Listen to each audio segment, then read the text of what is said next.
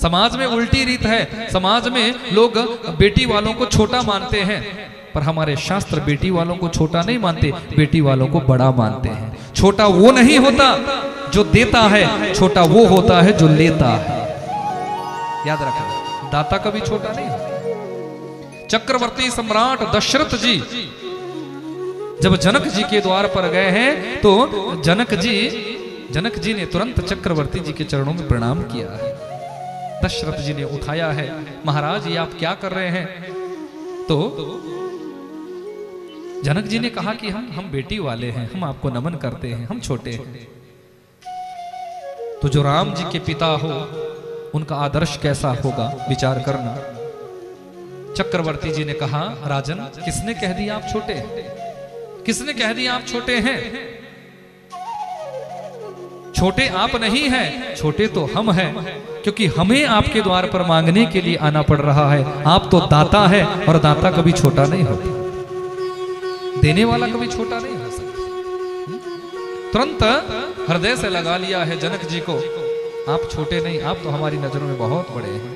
तो एक निवेदन है मेरा आप सभी से कि जो ये लोग ये गलत धारणा अपने मनोमस्तिष्क में रखते हैं कि बेटी वालों को हम दबा देंगे, बेटी वालों को हम प्रताड़ित कर देंगे, बेटी वालों को हम दुखी करेंगे, उन्हें चुल्लू भर पानी में डूबकर मर जाना चाहिए ऐसे लोगों को। अरे जिन्होंने अपनी पुत्री आपको दे दी है, जिन्होंने अपने जिगर का टुकड़ा आपको दे दिया है, उसके बाद भी तुम कुछ चंद पैसे की इच्छा रखते हो, चंद साजो सामान की इच्छा रखते हो। उन्होंने तो बहुत बड़ी कृपा की है तुम्हारे घर के ऊपर, जो अपनी पुत्री को तुम्हें दे दिया है, अपने जिगर के टुकड़े को तुम्हें सौंप दिया है, उसके बाद तुम क्या इच्छा रखते हो?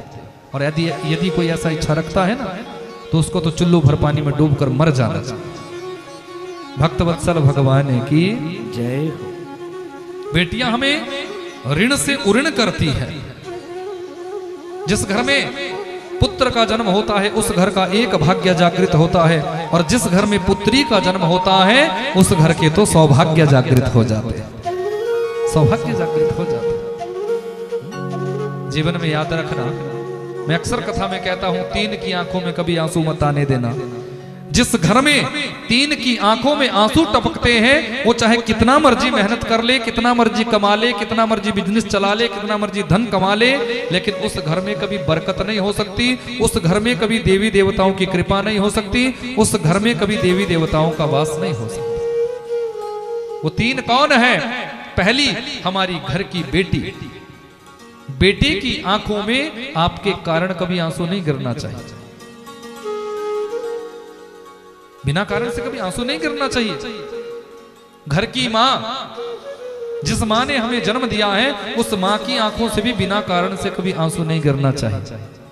और तीसरी है आपके घर की लक्ष्मी, आपके घर की धर्मपत्नी, आपके घर की मान मर्यादा प्रतिष्ठा, जिसे आप धर्म पत्नी कहते हो, उस धर्म पत्नी की आंखों से भी कभी आंसू नहीं गिरना चाहिए। जिस घर में इन तीन की आंखों से आंसू टपकते हैं, वो घर हमेशा नीचे की ही ओर जाता है। उस घर में कभी भी देवी देवताओं का वास नहीं होता, उस घर के वृद्ध कभी सुखी नहीं रह सकते, उस घर के सदस्य कभी प्रसन्न नहीं रह सकते, आनंदित नहीं रह सकते। और जिस घर में इन तीन की आंखों में कभी आंसू नहीं गिरते हैं, उस घर में आनंद ही आनंद का पारावार बना रहता है, देवी देवताओं की पूर्ण कृपा बनी रहती है।